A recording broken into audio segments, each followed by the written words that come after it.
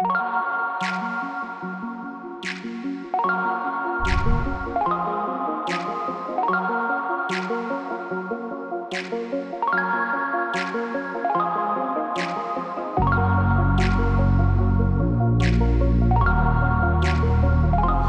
so we're going to just go over to one of the sites that one of our other sites that we've just got, which is in Talbot Woods in Bournemouth. We've just basically completed on the option agreement for that one.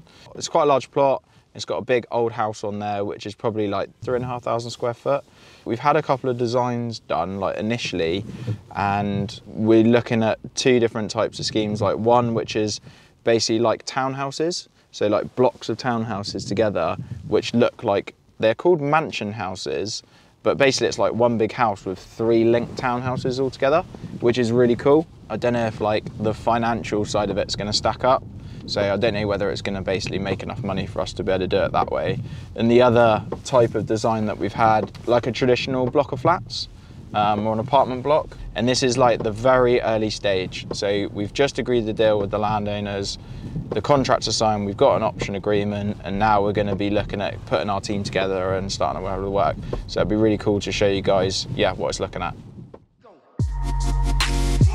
As you can see, we've got quite a large house on a big plot. So the house is about probably 3,500 square feet.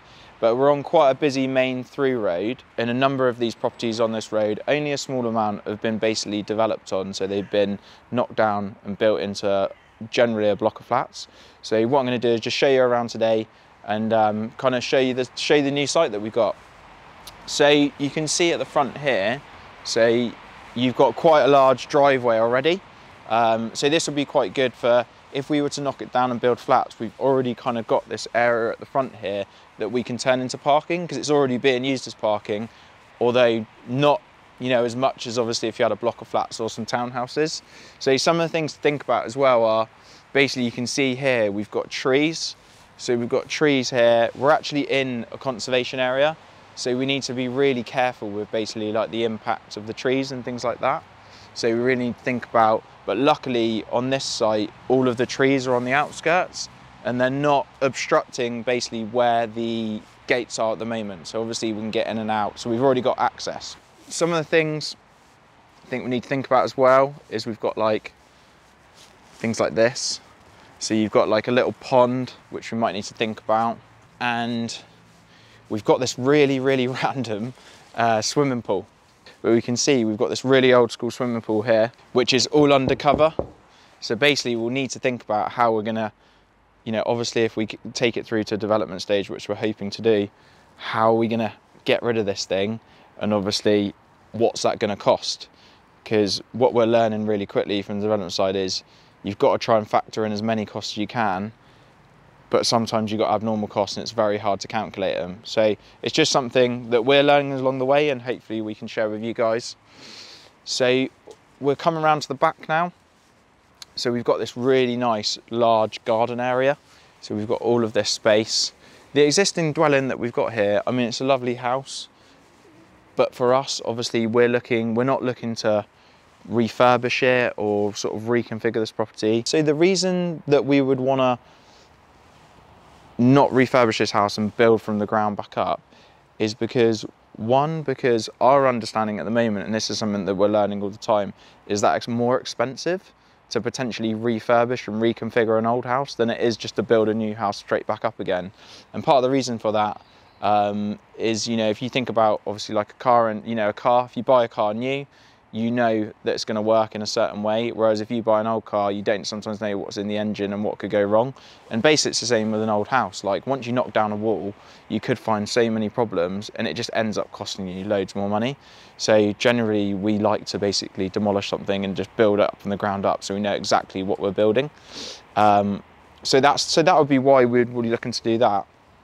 So with all of these garden areas, what would be quite cool as well, so we've got, hopefully, if we can get the right consent, so let's say we were going to put up a block of flats, which I think we're hoping to do, then you could make use of this outside space as well to try and put little gardens in. Okay, so like on the ground floor flats, we could have little gardens that are separated. That it's weird, like in my experience in property, you go to a lot of blocks of flats and they've got this kind of communal space out, you know, at the back of the property, and it's kind of unused. It's like wasted space where you've just got a garden area, and because everyone can use it, no one really uses it because they just feel weird about it. I think one thing we'll definitely do is make sure that whether it's communal or whether it's private, we'll have outside spaces that people can use, because I think that's really important. So, you know, we've got all of this, basically we've got all of this area back here, so it's kind of a massive bit of space. Things like these little trees shouldn't be a problem, but then you can see, you know, all the way back to the end here, we've got basically these kind of like big trees on the outskirts of the site. Won't be any problems to us. You know, one of the things that we were taught early on was to, you know, if you've got trees on the site that are like protected, then you basically can't do any development.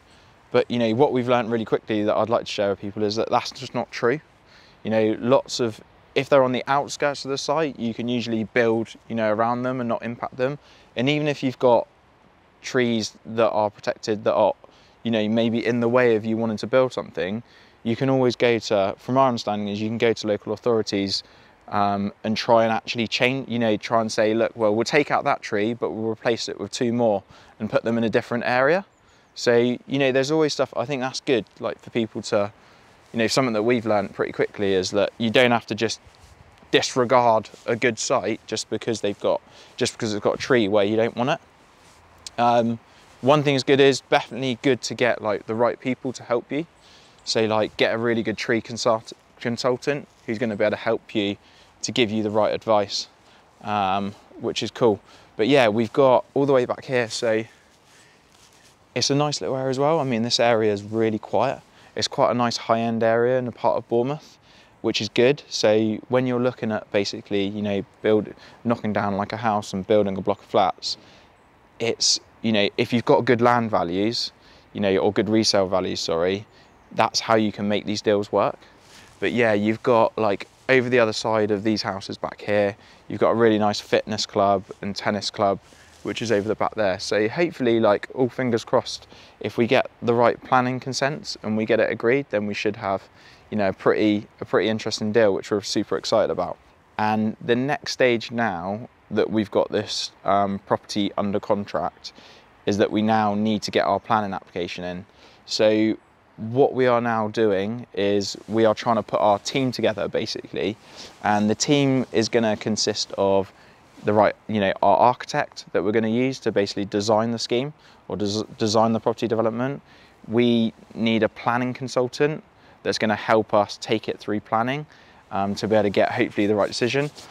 And we also are going to need, our understanding is that we're going to need a ecologist, and then we're going to need a tree consultant, and we're also going to need a topographical report, which is like, and also building surveys and elevations. So topographical is like the nearby building heights, because that's something that we need to consider, because whatever we're going to build here, we need to consider what's next to us to what we're allowed to do, basically.